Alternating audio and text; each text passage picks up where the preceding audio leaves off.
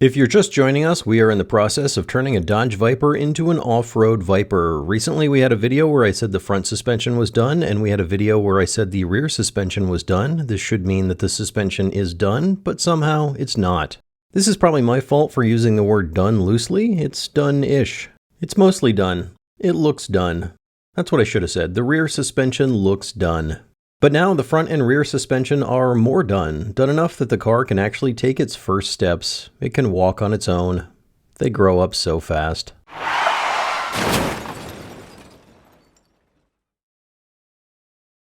We'll start with the front since that was the first thing that was done.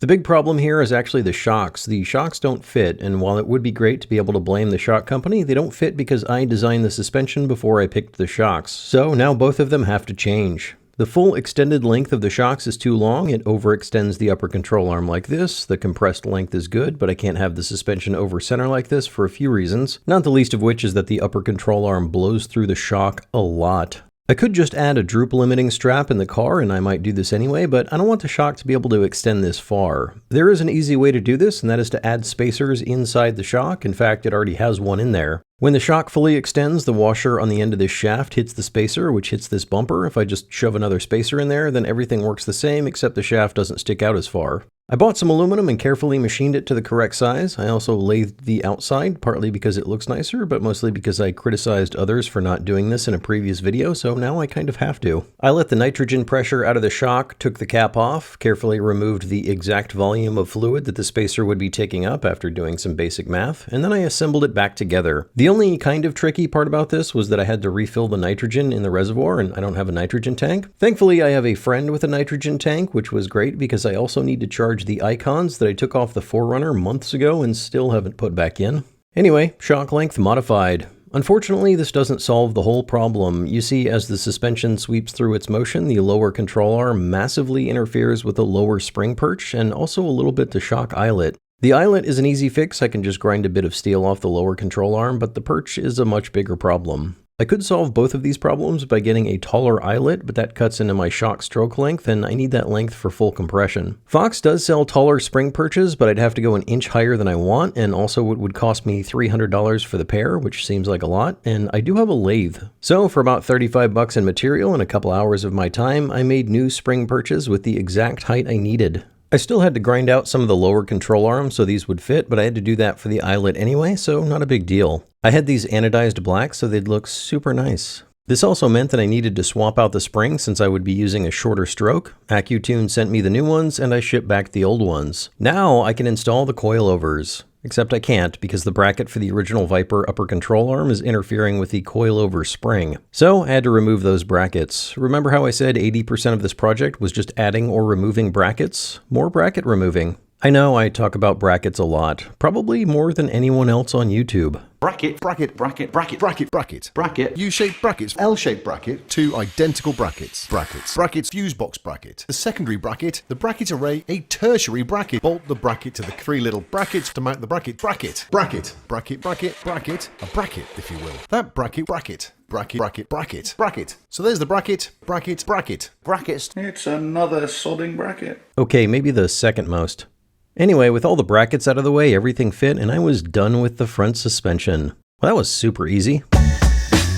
Something in the front suspension was keeping the shock from fully extending, something wasn't giving me the expected articulation, and I figured out what it was, or at least I thought I did. It was actually 6 different things, but I didn't know that at the time. The first issue was with the uniball cup that I welded into the upper control arm. It has a chamfer on the side you press the spherical into, but not the other side. The high misalignment spacers were hitting that edge, so I had to add a chamfer to the bottom. This was accomplished with one of these burr grinders, the mini problem solver. After that was done, I put it back together to find out the back of the upright was interfering, this part right here. So I got that trimmed. I also trimmed the sides because I noticed those were hitting at full steering stop. With that done, I realized I was hitting on the upper control arm mounts. I had these laser cut out without bothering to check the clearance, so I had to notch them by hand, and I didn't notch them enough. So I hit it with problem solver number 3. After that, I realized I was still hitting on the lip of the upper control arm, but also on the top where the chamfer was all around. I could chamfer more, or I could add clearance to the spacers, so I took out those high misalignment spacers and cut them down for more clearance. And that was about it. Everything fit, except now the steering is too low. The steering rack doesn't articulate down that far. It's very close, but it puts some stress on the steering rack with it that low. I did make the steering mount removable for the upright in case something like this happened, but I just ordered a couple of pieces to weld on and move the mount to the top. But then I remembered bump steer, which is where your wheel wants to change the direction it's pointing as you move it through the suspension travel.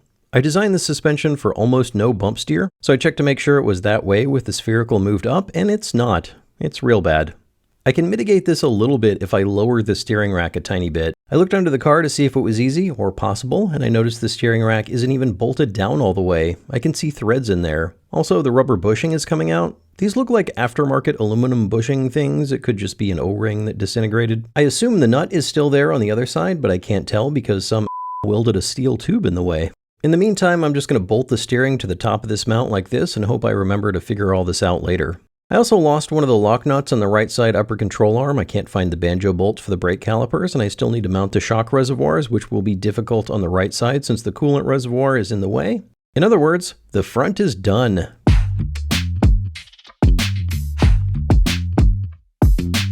The rear of the Viper is only really accessible with the garage door open, which isn't a huge problem, but I started to notice that my garage space was not well used. Mostly I figured this out when I took the land speed car out from under a pile of junk and realized it's in the worst place. It's only 2 feet wide and 2 feet tall, but in the middle of the garage it just takes up so much space. So I brainstormed some ideas to fix this problem. Here's what I'm thinking. I'll take that table I made to build the land speed car on top of, I'll widen it by a few inches, then I'll take out the lower shelves and park the land speed car underneath it. When I need it, I'll slide it out. When I don't, it'll just live there. My initial layout idea was this. I have the door coming from the house here. If I put the long table with the land speed car under it here, I end up with this section of the garage being kind of like a workshop area. Then I'll still have 2 cars worth of space. But I also have this overhead storage area that's kind of nice, and the space under it isn't really useful since it's so low. So it's nice to have the toolbox there, but then there's a wasted foot of space behind it. So I thought, why not cut it a foot back? Really, I just have to do this for the bottom shelf. I cut that back, move the toolbox back against the wall, and I still have plenty of room for a car over here. The bottom shelf is supported with a beam coming from the ceiling, so I had to add another 2x4 going from the second shelf to the bottom shelf a foot back. Unfortunately, that left these little nubs sticking down right at head height. I assumed I'd be smart enough to avoid them and then promptly smacked my head on them 5 times in 10 minutes. So I got some threaded hangers and moved the supports for the second shelf back a bit and then chopped them off.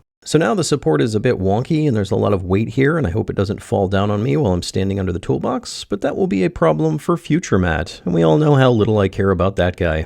So if the toolbox is staying there, then why not shove this table against a wall? I can't shove it against this wall because the door to the house is there, but what if I shoved it against this wall? That gives me 4 extra feet of space in this back corner, just enough space for the other obnoxiously shaped thing in my garage, the CNC router. I put this on a flip table so it would take up less space when I'm not using it, but I pretty quickly figured out it still takes up a lot of space. Also, it makes a pretty decent table when it's not actually cutting, so why not just leave it flat and then shove it in the corner? Better idea, why don't I take this table, which is 2 feet by 8 feet, cut it in half and make one 4 foot by 4 foot square and then set the CNC on that. Then I can move this toolbox here against this wall, move this table next to it, and then just build a new table for the land speed car to go under. So I did all that, except the new table on this wall, that's not done yet. I did gather a lot of stuff up that had been hiding around the garage, and I made the most unholy pile in all of garagedom, the pile of things to worry about later. This is the worst table you can have in a garage because these things will never be dealt with. Better than average chance I either just throw this all away or die before I do anything with it. I could put it on a bigger table. I could build that table for the side of the garage that the land speed car will live under, and then I'll have a really big table of stuff to deal with later. I was about to head to the store to get some lumber to start making this table, but my alarm on my phone went off telling me to take my ADHD medication, and we're supposed to be working on the Viper. Before you get your project rolling, it's a good idea to make sure it can stop rolling, preferably with brakes and not your neighbor's kitchen. Spoiler, I did not finish the brakes, mostly because I'm missing a couple of pieces for the front, but I did get the rear brake line on the axle. The calipers float a little bit as the pads wear, so I got these short flexible lines going to them. They're great, but they require a long thread. The short thread fitting almost works. It just starts bottoming out on the hex as the flare starts to get squished. I don't know why there are two different thread lengths on brake fittings. Just use the shorter threads. The first 3 threads take over 99% of the load. You need like 5 threads at most. Anyway, I ran the hard line to the T in the middle and secured that T to what was originally the spring perch. So the brakes are mostly done. I don't think brakes are one of those things that can be mostly done. I think they're either done or not done. So they're not done. But they're mostly done. The major issue with the rear is that the upper link is smashing into the frame. This was fixed with lots of drilling, sawing, and just chaos in a hot, loud garage. I didn't want to weld in block-off plates, so I just filled the tube with expanding foam and spray painted it. This is pretty lazy, even for me, but right now, I don't care. I thought about moving the mounting to this hole here and using a set screw to constrain the threads instead of the jam nut. I did this on the lower link, but the lower link has a spring pushing on it constantly, so the threads are kind of always pressed to one side. The upper link doesn't have that, so the threads are going to wiggle around, wearing out the threads and generally making lots of compliance and noise. So I opted to cut away the frame instead. With the links clearing the body, it was time again to test the movement of the rear axle. It had a slight issue with the body side panhard mount hitting part of the axle. I thought this might be a problem, but I didn't worry about it because I knew it would be an easy fix. This is where the shocks would normally mount if I was putting this axle in the Jeep it was intended for, but as it is, they are useless. With that out of the way, everything looked pretty good. The left side upper link could use a little more clearance to the frame, so I'll grind that away. Unfortunately, the springs on the coilovers touch the upper link when one side is compressed more than the other. I'm not too worried about that. There are a couple of things I can do to fix this. One thing I am worried about, however, is that the axle doesn't really want to articulate. When the axle is in full droop, you can jack up one side and it goes up just fine, but when the axle is mostly compressed, if you jack up one side, it just lifts up the other side. The linkage binds and pulls the other side up with it. I disconnected the panhard bar and it did the same thing. This is one of those moments where I remember how much I don't know. I figured I could design a 4-link suspension and think of all the things, but apparently I forgot a thing.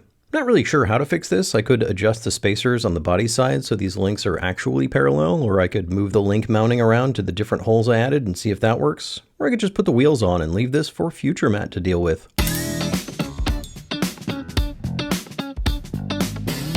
Putting the wheels on seemed easy, but nothing on a project like this ever is. The first problem was actually the brake calipers. Apparently I measured something wrong and the caliper wasn't quite centered on the rotor. I had shims for the back that were too thick by about 50 thousandths of an inch. I swapped them out for some washers for now. I might actually just get rid of these calipers and get some aftermarket 6-piston calipers. The stock ones are not great. The pad area is just absurdly small. I might be able to get the exact same Willwood calipers I have on my Jag to fit up and end up with something like 70% more pad and piston area. But I'll deal with that later. The other issue was with the front fascia. It interferes with the tire. I knew this would happen, but I'm not quite ready to cut the front fascia yet. So I took it off. Turns out this fiberglass piece behind it also interferes, but I am ready to cut that part. And so with the wheels on, it was ready to go. Time for baby off-road Viper to take its first steps. Since I didn't have any brakes, I carefully rolled the car out of the garage, ready to stop a runaway Viper with my trusty 2x4 or my neighbor's kitchen. The front is too low. I'll have to fix that by adjusting the coilovers, but I made it work temporarily with the jack stand. I also got to do something I've been wanting to do for several weeks now. And there it is. It's just so beautiful. I should have said the poem. So beautiful. Beautiful.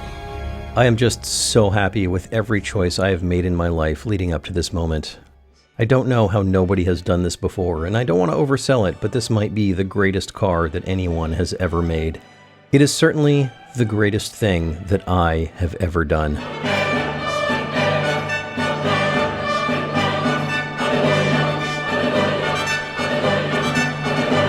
It used to be that you had to impress people to get people to watch your show. Now you just have to impress the algorithm. So do me a favor, hit that subscribe button. All hail the algorithm.